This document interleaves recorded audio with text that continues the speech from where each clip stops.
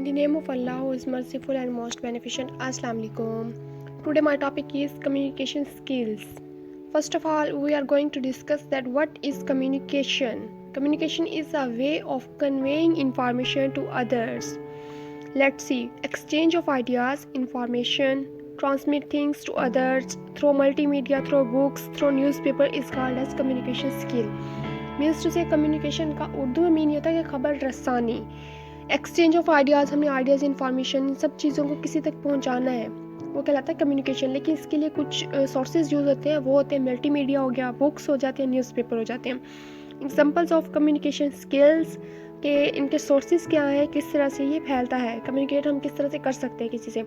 News channels हैं, ये हमारे लिए कम्युनिकेशन का बहुत बड़ा ज़रिया है क्योंकि ये हमें बहुत ज़्यादा इन्फॉर्मेशन देते हैं। मूवीज़ हैं, अब देखिए हम ये कहेंगे कि नहीं ये हमारा सब्जेक्ट है, एक हमारी स्टडी की चीज़ है, हम इसमें मूवीज़ को नहीं ला सकते, लेकिन हम लाते हैं क्योंकि कम्युनिकेशन स्किल्स में मूवीज़ बहुत बड़ा रोल प्ले करती हैं। और TV channels of all types, हर किस्म के टीवी चैनल्स भी हमें कुछ ना कुछ दे रहे होते हैं, इन्फॉर्मेशन दे रहे होते हैं, अपने आइडियाज़ दे रहे होते हैं। डॉक्यूमेंट्रीज़ भी बहुत कुछ देती हैं। मूवीज़ की बात कर ली जाए तो जब हम मूवीज़ देखते हैं तो हमें जो फॉरेन कंट्रीज़ हैं उनकी लैंग्वेज को सीखने का एक चांस मिलता है और हम उनके कल्चर को बहुत अच्छे तरीके से देखते हैं कि वहाँ क्या होता है, हमारे यहाँ क्या होता है। तो movies, news channels, TV channels of all types and documentaries are sources of communication skills. And now we are going to discuss about the types of communication skills. Two types are given as verbal communication, non-verbal communication. First, verbal communication, a way of communication in which we use formal words to express our thoughts, ideas and information is called as verbal communication.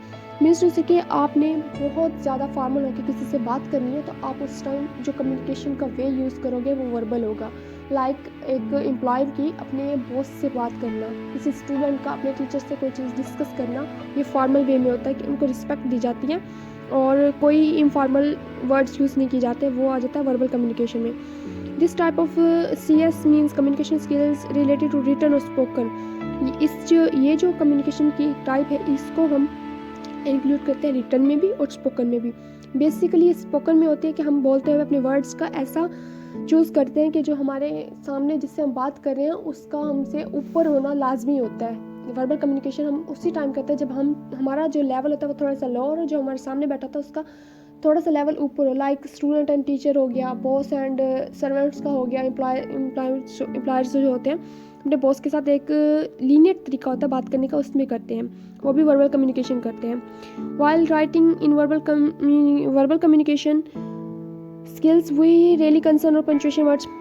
जो verbal communication है इसको लिखते वक्त हमें punctuation का बहुत ज़्यादा ख्याल रखना पड़ता है लीगल डॉक्यूमेंट्स में, ताकि कहीं पे कोई रिटन में मिस्टेक ना होना भी। ये कम्युनिकेशन जो होता है रिटन के जरिए जो हम कम्युनिकेशन करते हैं उसमें मिस्टेक्स का ना होना वर्बल कम्युनिकेशन में आता है। नॉन वर्बल कम्युनिकेशन हमारा नेक्स्ट है a way of communication in which we use informal words for communication is called as non-verbal communication.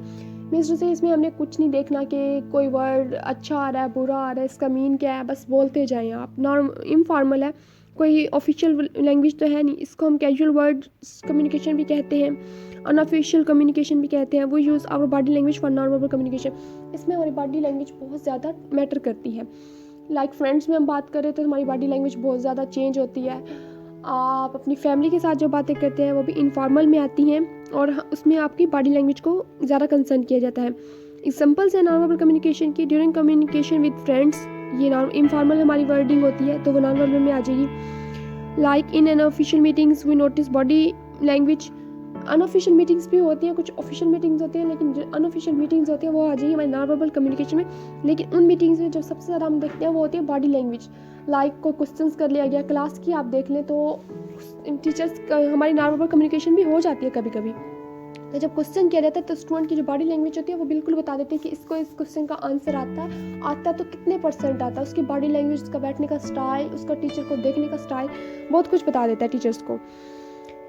Mostly people concern with the movements of hands of speaker.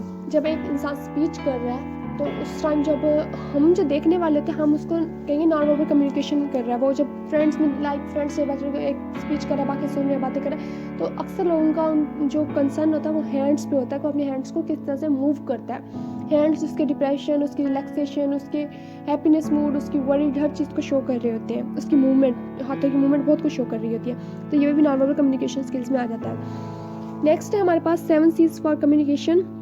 ये बहुत important है, इनको हम one by one discuss करेंगे।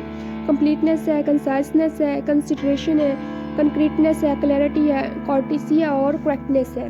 First of all we go towards the completeness, the state of being complete and entire, having everything that is needed. एक ऐसी चीज़ या ऐसा काम जो बिल्कुल हर लिहाज से परफेक्ट हो, उसमें कहीं पे भी किसी चीज़ का लैक ना हो, हमें फ्लॉ नज़र ना आ रहा हो कि यहाँ पे ये चीज़ नहीं है, होनी चाहिए, तो वो कंप्लीटनेस में आएगा।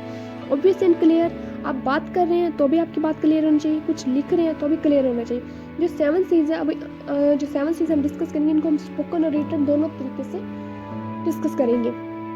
क्लियर ऑल डाउट्स, जब आप ऐसे लाइक आप अपना एग्ज़ाम कर रहे हैं तो आपने जो क्वेश्चन अटैम्प्ट किया उसमें कोई डाउट नहीं होना चाहिए उसके आंसर में। आपको टीचर देखे तो उसको पता चल जाए स्टूडेंट ने रीड आउट किया था, इस पे इसने स्ट्रगल की हुई है, इस पे इसमें एफर्ट है, तो वो आपको फुल मार्क्स मिलने चाहिए। मिस्टेक्स के डाउट्स पैदा ना करें, टीचर को कंफ्यूज ना करें, ना खुद कंफ्यूज हो, हर चीज़ क्लियरली लिखें। एग्जांपल्स, इंश्योरेंस पॉलिसी देख लें, वो आते हैं हमें और हमें ऐसा कुछ दिखाते हैं, इस तरह से हमें कन्वे करते हैं कि इंसान इस बात पे एग्री हो जाता है कि अगर मेरी डेथ होगी तो मेरी फैमिली को कुछ मिलेगा, तो वो अपनी इंश्योरेंस पॉलिसी तक करवा लेते हैं। ये भी कंप्लीटनेस में आती है कि जो इंश्योरेंस पॉलिसी के एजेंट्स होते हैं उनके पास हर चीज़ कंप्लीटली होती है इंसान के मुतल्लिक के, आपकी डेथ होती है आपको ये मिलेगा, आपकी गाड़ी का डैमेज होता है आपको ये मिलेगा, आपके घर को कुछ होता है आपको ये मिलेगा। तो उनके पास कंप्लीटनेस वाली पावर होती है और किसी को भी कन्वे कर लेते हैं अपनी तरफ। आंसर ऑल द क्वेश्चन, ये भी हमने ऊपर डिस्कस किया क्लियर आउट डाउट्स में कि आपने अगर एग्जाम को अपने अटैम्प्ट करना है तो हर चीज़ को अच्छे तरीके से करेंगे, टीचर को आप चांस ही ना दें, हर चीज़ कंप्लीट करके वो आपके मार्क्स काट सके। Conciseness, terseness and economy in wording, in writing and speaking achieved by expressing a great deal in a few words. इसके लिए मोस्टली जो टीचर्स होते हैं, आई mean to say my teachers, they use the word concise but precise but concise. Means कम लिखें लेकिन अच्छा लिखें, ऐसा लिखें कि आपके कंटेंट में कोई गलती ना हो। एक वर्ड लिख दें लेकिन पूरी फीलिंग को वो शो कर दे आपकी। Avoid wide expression, language should be easy, ऐसी ना हो कि आप कुछ बोलते जाएं अगले इंसान को पता भी ना चले कि स्पीकर क्या कह के गए हैं या इस राइटर ने लिखा क्या है जो हमें तो समझ नहीं आया, लेकिन उसने अपने थॉट्स को प्रिंट आउट कर दिया। एग्जाम्पल्स, एक्रोनेम्स होते हैं जैसे कि आईडी कार्ड होता है। अब हम आईडी कार्ड का जो एब्रीविएशन है वो बनता है आइडेंटिटी कार्ड, तो कोई आइडेंटिटी नहीं बोलता, हर कोई कहते हैं आईडी कार्ड। और नैब, नेशनल अकाउंटेबिलिटी ब्यूरो होता है, इसका एब्रीविएशन लेकिन कोई यूज़ नहीं करता, सबको पता है नैब इसी का है। तो कंसाइज से देखिए, एक छोटा सा वर्ड है नैब, इसमें किसी किस्म की कोई गलती या मिसअंडरस्टैंडिंग का चांस नहीं है कि नैब किस चीज़ के लिए यूज़ हो रहा है। अब कम्युनिकेशन स्किल्स है, इसका हम CS लिख दें तो सबको पता है कम्युनिकेशन स्किल्स के लिए CS यूज़ होता है। छोटा सा वर्ड है, कंसाइज है बट प्रिसाइज है। नेक्स्ट हमारे पास है consideration, the process of giving careful thoughts about something. Means से कंसिडरेशन तो अपने माइंड में सोचें फिर आप अपने कमेंट्स किसी भी चीज़ पे दें। ऐसे नहीं है कि आपने एक चीज़ देखी जो आपके दिल में आपने लिख दिया, नहीं, कंसिडरेट करें उसको, अपने माइंड में उस चीज़ को रिवाइव करें, रिव्यू करें, उसका डिसाइड करें कि आपने कहा क्या है अभी और इस पर आपने कमेंट कौन सा देना है। Information that should be kept in mind while taking a decision. Consideration एक ऐसी इन्फॉर्मेशन का नेम है जब आप कोई डिसीजन ले रहे हैं अपनी लाइफ का, कोई भी डिसीजन है, इवन कि आपकी एजुकेशनल है या किसी भी तरह का डिसीजन है, उसको लेते हुए आपको कंसिडरेशन पर बहुत ज़्यादा फोकस करना होता है।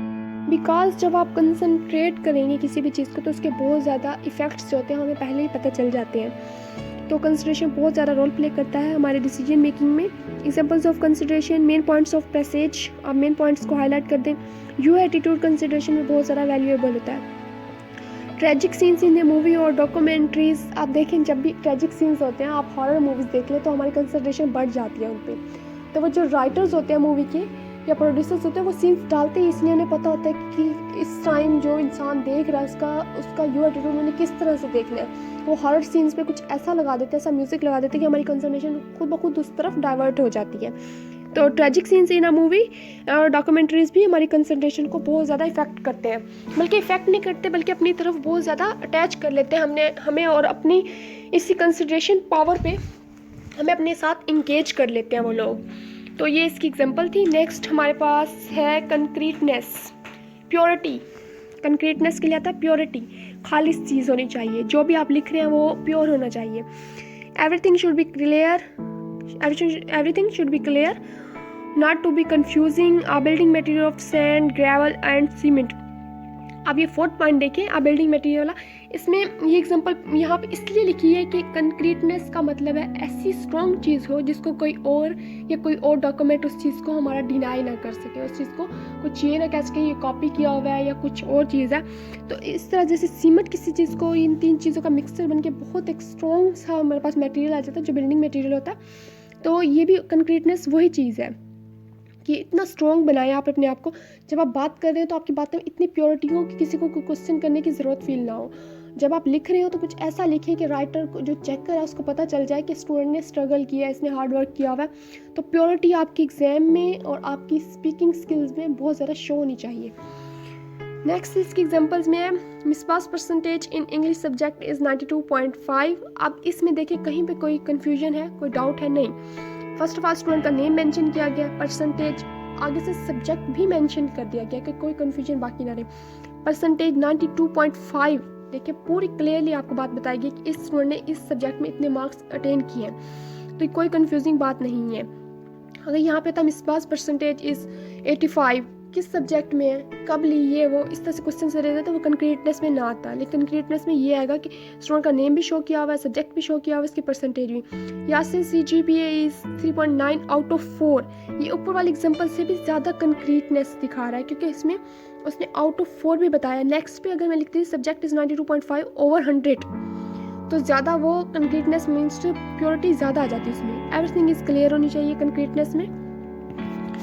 नेक्स्ट हमारे पास टॉपिक है clarity, easy to understand, free from doubts, clear like fresh water. ये सबसे इंपॉर्टेंट पॉइंट है, क्लियर लाइक फ्रेश वाटर। हमने कभी फ्रेश वाटर को देखिए इतना ज़्यादा क्लियर होता है कि हमें अपना जो रिफ्लेक्शन होता है उसमें नज़र आता है। तो क्लियरिटी, अपना एग्जाम इतना क्लियर लिखिए, अपने एग्जाम क्वेश्चन पेपर जो होता है उसको भी बहुत ज़्यादा क्लियर लिखिए, क्लियर करके लिखिए। जो आंसर शीट है उसके ऊपर कोई इरेलीवेंट चीज़ ना लिखे, कोई डाउट्स वगैरह होते हैं या कुछ भी ऐसा लिखे, बहुत ज़्यादा क्लियर करें। और अगर कम्युनिकेशन स्किल्स में बात करें, मीन्स टू स्पीकिंग में बात करें, तो बोलते हुए आपको व्यूज़, आपका माइंड एटलीस्ट 100% क्लियर होना चाहिए कि जो बात आप कर रहे हो वो आपके माइंड में है और आपको पता होना चाहिए कि आप बोल क्या रहे हो। ऐसा ना आप बोलते रहे और जो सुनने वाले हंसते रहे लेकिन आपको नहीं पता वो हंस क्या रहे हो, आपको ये भी नहीं पता कि मैं बोल क्या रहा हूँ। ये चीज़ क्लैरिटी में बहुत ज़्यादा मैटर करती है। Use easy and common words, ये हर एक में यूज़ होती है हमारे लिए, कंक्रीटनेस में भी, क्लैरिटी में भी, कंप्लीटनेस में भी, कि इजी वर्ड्स को यूज़ करें जो आपको समझने वाले, कम्युनिकेट कर रहे हैं ना आप, तो जो आपके सामने है जिससे आपने बात करनी है उसको बहुत अच्छे से समझ आ जाए। एग्जाम्पल्स आल्सो नाउन एज एका। अब देखिए एका, ये ऑक्सफोर्ड डिक्शनरी में एक न्यू वर्ड इंट्रोड्यूस करवाया गया, एका। इसका मतलब है आल्सो नाउन एज। अब किसी भी चीज़ के लिए मैं लिख दूँ आल्सो नाउन एज की जगह पे एका, तो जो रीडर है उसको बहुत ज़्यादा कन्फ्यूजन होगी कि इसने क्या लिख दिया, ये तो बिल्कुल न्यू वर्ड है, ये कहाँ से आया, वो मेरे मार्क्स काट सकता है। जब कम्युनिकेशन कर रहे होंगे तो जो सुन रहा है ना, हमारा लिसनर है, तो उसके माइंड में क्वेश्चन अरेज होगा कि एका क्या होता है, हमने तो कभी सुना नहीं, तो उसके आगे से उसका इंटरेस्ट आपकी जो बातें हैं उसमें बहुत कम हो जाएगा। इसलिए बहुत कॉमन वर्ड्स को यूज़ करें, क्लैरिटी लाएं आप। जब तक ये वर्ड एका बहुत ज़्यादा कॉमन नहीं हो जाता, आपको यही वर्ड यूज़ करना चाहिए, also known as. For example बहुत ज़्यादा क्लियर है, E.G भी यूज़ करते हैं, ये दोनों ही तकरीबन पॉपुलर हैं, लेकिन क्लैरिटी के लिए हम फॉर एग्जाम्पल यूज़ करते हैं। नेक्स्ट है कॉर्टिसी, हमारे पास respectful and courteous manner, means to say कि आप जब किसी से बात करें तो आपकी वॉइस में एक किस्म का चार्म और पोलाइटनेस होनी चाहिए ताकि पता चले आप किससे बात कर रहे हैं। कम्युनिकेशन के लिए पोलाइटनेस और कॉर्टिसी का होना बहुत ज़रूरी है। ये चीज़ नेक्स्ट जो आपके लिसनर है उनके माइंड पे बहुत ज़्यादा इफेक्ट करती है। ये चीज़ टोन मैटर करती है। अब देखिए हमारी टोन्स चेंज होती हैं। आप कॉर्टिसी की बात करें, जब आप एज ए स्टूडेंट किसी टीचर से बात करेंगे तो आपके बिहेवियर में कॉर्टिसी बहुत ज़्यादा शो होगी और आप आराम सुकून से बात करेंगे और हम्बल होकर बात करेंगे। और रिस्पेक्टफुल एंड कॉर्टियस मैनर इसी चीज़ के लिए यहाँ पे ये मेंशन किया गया। एग्जांपल्स हैं, प्लीज़ क्लोज द डोर। अब देखिए यहाँ पे अगर प्लीज़ ना लिखा जाता क्लोज द डोर तो ये कॉर्टिसी में कभी भी ऐड ना होता, क्योंकि इसमें उसने दिखाना रिस्पेक्टफुल, वो रिस्पेक्ट दे रहा है जो भी आगे है, चाहे वो सर्वेंट है या कोई और है, कहेंगे please close the door. Excuse me what's your good name. अब देखिए कॉर्टेसी अगर मैंने इस सेंटेंस में ना दिखानी होती तो मैं व्हाट्स योर गुड नेम कभी भी ना मेंशन करती। आपने अक्सर टीचर्स को देखा होगा जब न्यू स्टूडेंट्स आते हैं तो उनसे पूछते हैं व्हाट्स योर गुड नेम। हमारे अक्सर टीचर्स ऐसे पूछते हैं और ये इंसान को बहुत अच्छा फील होता है कि मेरा नेम इतना गुड है कि टीचर्स ऐसे करके पूछ रहे हैं व्हाट्स योर गुड नेम। बहुत अच्छा फील होता है और इससे कॉर्टेसी का बहुत अच्छा एक मीन्स कॉर्टेसी में टीचर्स ये पूछते हुए कॉर्टेसी को अपने माइंड में रखते हैं। 7 C's में से एक सी को अपने माइंड में रखते हैं कि हम कॉर्टेसी वाला सी को अप्लाई कर रहे हैं स्टूडेंट्स के ऊपर। ये था कॉर्टेसी। नेक्स्ट हमारे पास है करेक्टनेस और ये हमारा लास्ट सी है 7 C's में से। कन्फॉर्मिटी टू फैक्ट और ट्रूथ। करेक्टनेस में ये होता है जो चीज़ लिखी है वो ठीक हो, आपको पता हो जो आपने लिखा है ना उसमें सच्चाई है, वो ट्रूथ पे बेस करता है। The quality of conformity of social expectations, there should not be grammatical mistakes। आप अगर बात कर रहे हैं कम्युनिकेशन स्किल्स में जो रोल प्ले करता है करेक्टनेस का ऐसा है कि बोलते हुए फिर भी बहुत कम लोग होते हैं जो ग्रामेटिकल मिस्टेक्स के जो लिसनर होते हैं वो पकड़ पाते हैं, क्योंकि हम बहुत ज़रा फास्ट बोलते हैं कम्युनिकेशन स्किल्स में। लेकिन जब आप एज ए आप राइटर हैं तो आपको इस पॉइंट पे करेक्टनेस वाला जो सी है 7 C's का, इस पर बहुत ज़्यादा फोकस करना होता है क्योंकि आप एक वर्ड को देखा जाता है।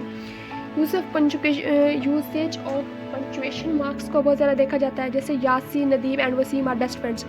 अगर हम यहाँ पे ये कॉमन हाँ लगाते तो ये पूरा सेंटेंस चेंज हो जाना था। और इसमें आप देख सकते हैं कंजक्शन एंड की जगह पे हम कोई और यूज़ करते तो बहुत अजीब हमारा सेंटेंस बन जाना था, तो ग्रामेटिकल मिस्टेक्स होती। करेक्टनेस बेस इस पे करता है कि जो लिखा है वो सच्चाई पे मबनी हो, फैक्ट और ट्रूथ हो, उसके अंदर लाइक सॉलिड रीजंस हों आपके लिखने की चीज़ के। वैल्यू ऑफ पंक्चुएशन शो होती है, वैल्यू ऑफ कंजक्शन शो होती है, मीन्स टू से ग्रामेटिकल मिस्टेक्स के कोई चांसेस नहीं होने चाहिए। I hope that you understand and you like